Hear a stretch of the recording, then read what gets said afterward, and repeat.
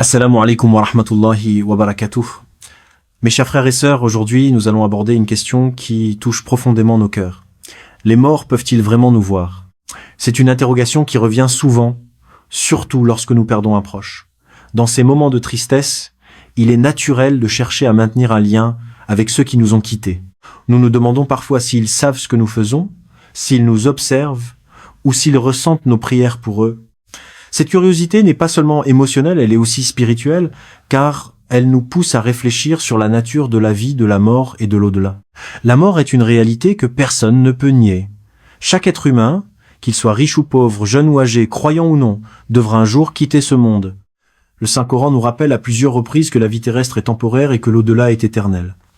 Lorsque nous perdons un être cher, nous ressentons un vide immense, et ce vide nous amène à poser des questions.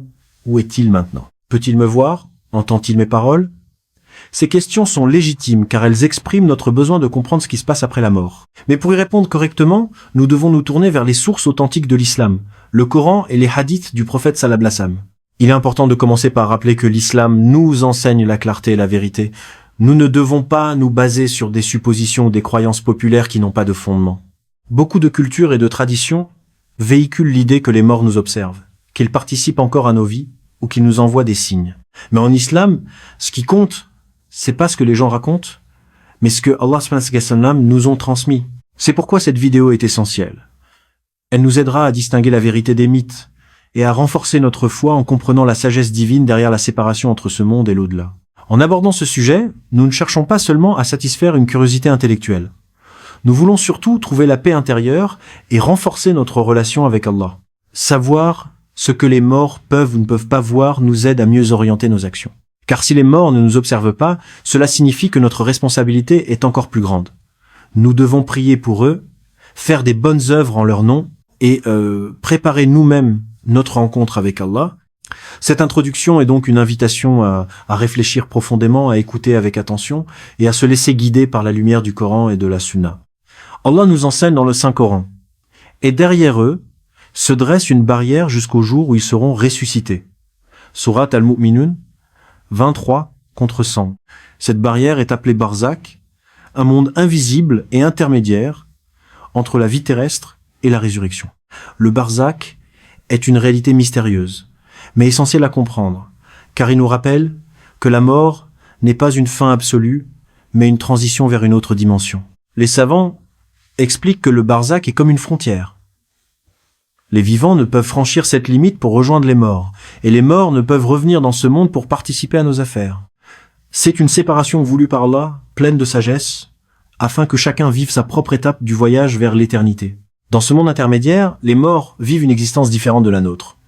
Ils ne mangent pas, ne boivent pas, et ne participent plus aux activités de la vie quotidienne. Leur réalité est celle de la tombe, où ils attendent la résurrection. Certains vivent dans la paix et la lumière, recevant la miséricorde d'Allah grâce à leur foi et leurs bonnes actions. D'autres, malheureusement, peuvent vivre dans la difficulté et l'angoisse, selon leurs actes passés. Le prophète sallallahu alayhi wa sallam a décrit la tombe comme étant soit un jardin du paradis, soit une fosse de l'enfer. Cela montre que le barzakh n'est pas un simple sommeil, mais une étape où l'âme goûte déjà une partie de sa destinée. Il est important de comprendre que le barzakh nous rappelle la fragilité de la vie terrestre. Nous pensons souvent que ce monde est solide et durable, mais en réalité, il est éphémère. La mort nous sépare de tout ce que nous possédons et nous emmène vers une réalité où seules nos actions nous accompagnent. Le barzakh est donc une invitation à réfléchir. Que préparons-nous pour ce voyage? Quels actes allons-nous emporter avec nous? Les morts ne participent plus à nos affaires, mais ils dépendent de nos prières et de nos invocations pour recevoir des bienfaits dans leur tombe. Ainsi, le barzakh nous enseigne que la véritable continuité entre les vivants et les morts n'est pas la vision ou l'observation, mais la spiritualité et la miséricorde d'Allah. En méditant sur le barzakh, nous réalisons que la vie ici-bas est une préparation.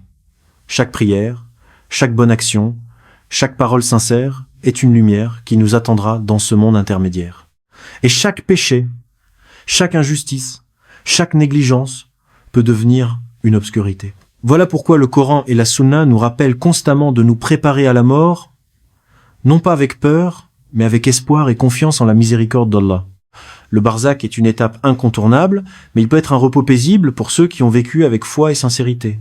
Le prophète sallam nous a transmis des enseignements précieux concernant ce que les morts perçoivent dans leur tombe. L'un des hadiths rapportés dans Sahih Muslim explique que lorsqu'un musulman passe devant une tombe et dit « Assalamu alaykum », Allah permet aux défunts d'entendre cette salutation. Cela montre que, même après la mort, il existe une forme de perception limitée accordée par Allah. Cependant, il est essentiel de comprendre que cette perception ne signifie pas que les morts observent nos actions quotidiennes ou suivent nos vies comme lorsqu'ils étaient parmi nous. Leur réalité est différente et elle est régie par les lois du monde du barzak, un monde qui n'est pas régi par les mêmes règles que la vie terrestre. Les savants de l'islam ont longuement expliqué cette distinction. Ibn Taymiyyah, par exemple, souligne que les morts peuvent percevoir certaines choses spécifiques qu'Allah leur permet, mais ils sont pas conscients de tout ce qui se passe dans ce monde. Leur perception est limitée et ne ressemble en rien à la vision ou à l'observation des vivants. Le prophète Sallam a également décrit la tombe comme un lieu où l'âme reçoit soit la miséricorde et la paix, soit une partie du châtiment, selon les actes accomplis durant la vie. Cela signifie que l'attention des morts est tournée vers leur propre réalité et non vers nos affaires terrestres. Il est donc important de corriger certaines croyances populaires qui prétendent que les morts nous voient constamment, qu'ils participent à nos joies ou à nos peines ou qu'ils nous envoient des signes directs. Ces idées ne reposent pas sur des preuves solides dans le Coran ou la Sunna. En vérité, la relation entre les vivants et les morts se fait par la dua et les bonnes œuvres. Lorsque nous prions pour un défunt, lorsque nous donnons une aumône en son nom, ou lorsque nous récitons le Coran et offrons la récompense à son âme, Allah subhanahu wa ta'ala lui fait parvenir ses bienfaits. Voilà la véritable manière d'aider nos proches disparus, et non en pensant qu'ils nous observent ou qu'ils interviennent dans nos vies. Ce rappel doit nous inspirer à orienter nos efforts vers ce qui est réellement utile pour eux. Plutôt que de chercher à savoir s'ils nous voient, nous devons nous concentrer sur ce que nous pouvons leur offrir. Des invocations sincères, des actes de charité, et une vie de piété qui honore leur mémoire. Les morts ne suivent pas nos actions, mais ils bénéficient des fruits de nos bonnes œuvres. C'est là une sagesse divine qui nous pousse à rester actifs dans le bien et à maintenir un lien spirituel avec ceux qui nous ont précédés, non pas par la vision mais par la miséricorde d'Allah. Imaginez un fils qui, après la mort de son père, décide de donner une aumône en son nom. Bien que le père ne puisse pas le voir ni suivre ses gestes, Allah, dans sa miséricorde infinie, fait parvenir la récompense de cette bonne action directement dans la tombe du défunt. C'est comme une lumière qui illumine son repos. Une source de réconfort dans ce monde intermédiaire qu'est le barzak. Ce geste simple, mais sincère, devient un pont invisible entre le vivant et le mort, une preuve que l'amour et la piété ne s'arrêtent pas avec la séparation physique. De même, imaginez une fille qui récite le Coran avec dévotion et offre la récompense de cette récitation à sa mère défunte. Bien que la mère ne puisse pas entendre la voix de sa fille, Allah lui fait parvenir la récompense spirituelle.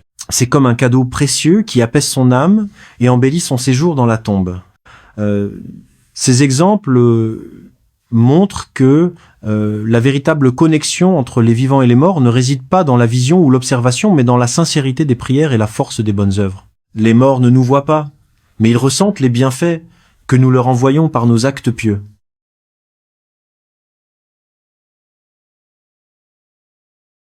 Dans l'histoire islamique, de nombreux compagnons du prophète Sallam ont pratiqué ces gestes. Ils donnaient des aumônes, récitaient le Coran ou faisaient des invocations en faveur de leurs proches disparus. Ces pratiques sont encouragées, car elles apportent un bénéfice réel aux morts. Le prophète Sallam lui-même a enseigné que lorsque l'homme meurt, ses actions s'arrêtent sauf trois. Une aumône continue, une science utile qu'il a laissée, et un enfant pieux qui prie pour lui. Ce hadith nous rappelle que nos prières et nos bonnes œuvres sont des trésors qui continuent à profiter à nos proches même après leur départ. Ces anecdotes doivent nous inspirer à agir. Plutôt que de nous laisser emporter par la tristesse ou par des croyances non fondées, nous devons transformer notre amour pour nos proches en actions concrètes. Chaque dua que nous faisons pour eux, chaque aumône que nous donnons en leur nom, chaque bonne œuvre que nous accomplissons en pensant à eux, devient une source de lumière dans leur tombe. Voilà la véritable manière de maintenir un lien avec ceux qui nous ont précédés, non pas par la vision ou l'observation, mais par la spiritualité, la sincérité et la miséricorde d'Allah. Mes frères et sœurs, la mort est une réalité que nul ne peut éviter. Pourtant, en islam, elle n'est pas décrite comme une fin absolue, mais comme une transition vers l'éternité. Le prophète sallallahu alayhi wa sallam nous a enseigné que la vie ici-bas est une étape, un passage, et que la véritable demeure est celle de l'au-delà. Comprendre cela nous aide à apaiser nos cœurs, Nos proches qui nous ont quittés ne nous voient pas, mais ils ne sont pas perdus. Ils sont dans le barzakh en attente de la résurrection et ils peuvent bénéficier de nos invocations et de nos bonnes œuvres. C'est là une immense miséricorde d'Allah Toulou qui nous permet de continuer à leur offrir des bienfaits même après leur départ. Ce rappel doit nous pousser à réfléchir sur notre propre vie. Chaque jour qui passe est une opportunité de préparer notre rencontre avec Allah.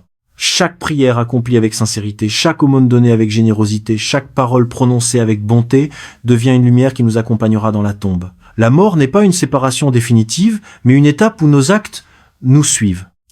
Les morts ne nous observent pas, mais ils reçoivent les fruits de nos efforts lorsque nous pensons à eux et agissons en leur nom. Ainsi, la meilleure manière d'honorer nos proches disparus est de vivre une vie de foi et de sincérité et de multiplier les invocations pour eux. Nous devons aussi garder l'espoir et la confiance en la miséricorde d'Allah. Le prophète Saklaman Allah a dit « Celui qui aime rencontrer Allah, Allah aime le rencontrer ». Cela signifie que si nous vivons avec une conscience constante de l'au-delà, en cherchant à plaire à Allah dans nos actions, alors la mort devient une rencontre attendue et non une peur paralysante. Que Allah nous accorde une bonne fin, qu'il nous fasse mourir en état de foi et qu'il nous réunisse avec nos proches au paradis, là où il n'y aura plus de séparation ni de tristesse. Mes chers frères et sœurs, si ce rappel vous a apporté de la clarté et de la paix, je vous invite à soutenir ce message. Abonnez-vous à cette chaîne pour ne manquer aucun contenu, laissez un commentaire pour partager vos réflexions, aimez cette vidéo si elle vous a touché, et surtout partagez-la afin que d'autres puissent bénéficier de ce rappel spirituel. Ensemble, faisons de la connaissance et de la foi une lumière qui éclaire nos vies et celles de nos communautés. Wa assalamu alaykum wa rahmatullahi wa barakatuh.